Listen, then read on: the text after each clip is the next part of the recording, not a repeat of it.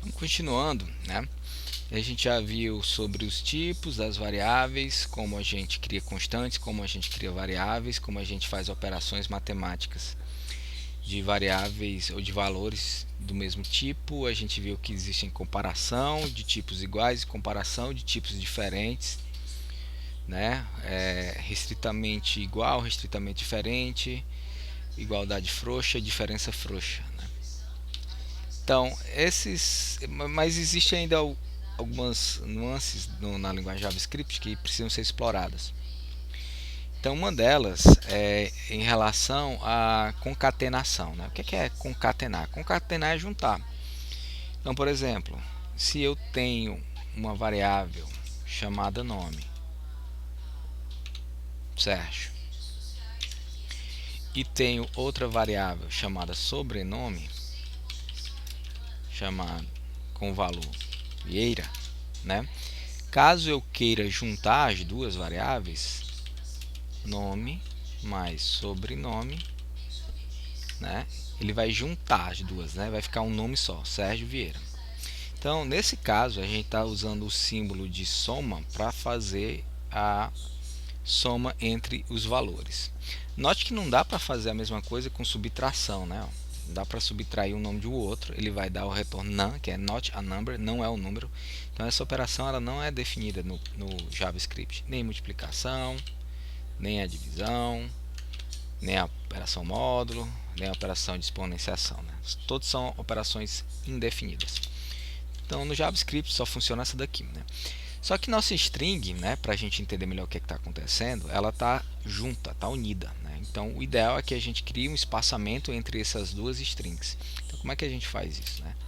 A gente pode colocar esse símbolozinho aqui, ó. Se eu colocar junto, não tem nenhum resultado diferente aqui na concatenação dessas duas variáveis, né? Então eu tenho que colocar os espaços aqui, ó, certo?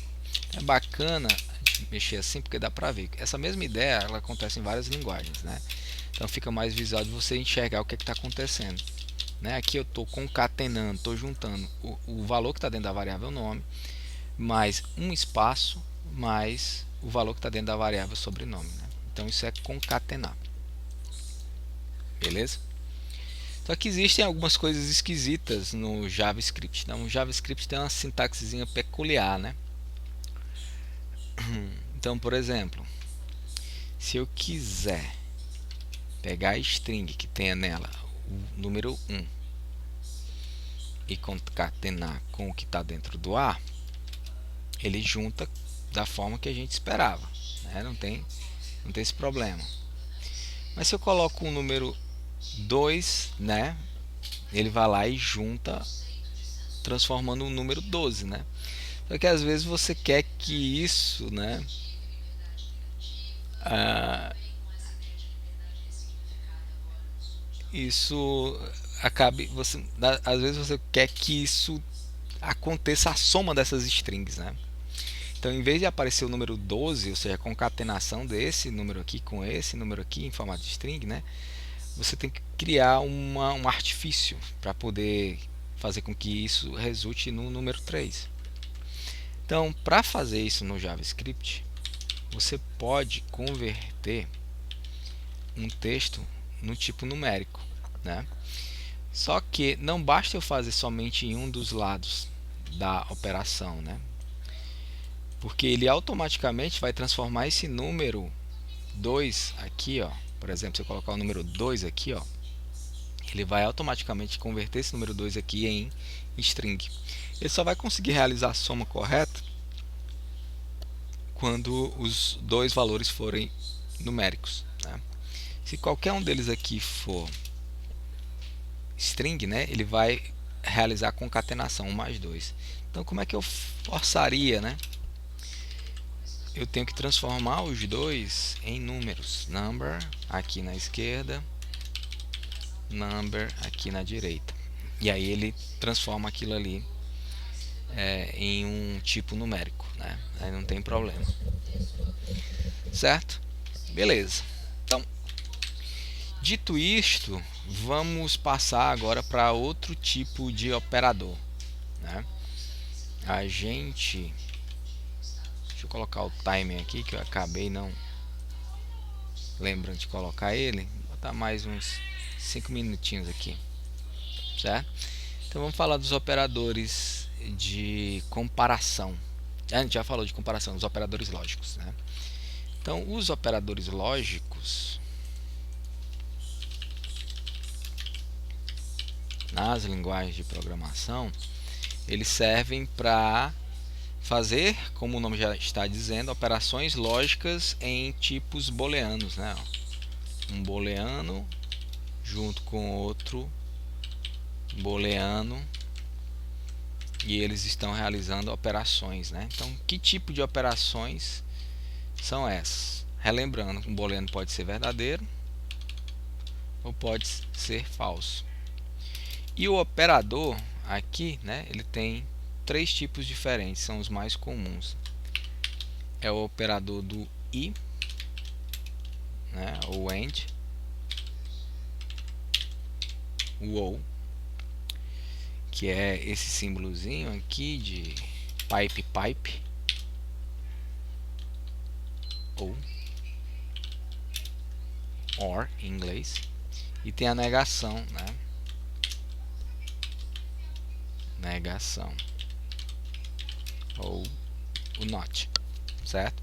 Então isso aqui tem a ver com o que a gente tinha dito antes, com a tabela verdade, né? Então você tem que relembrar de como é que funciona a tabela verdade, né?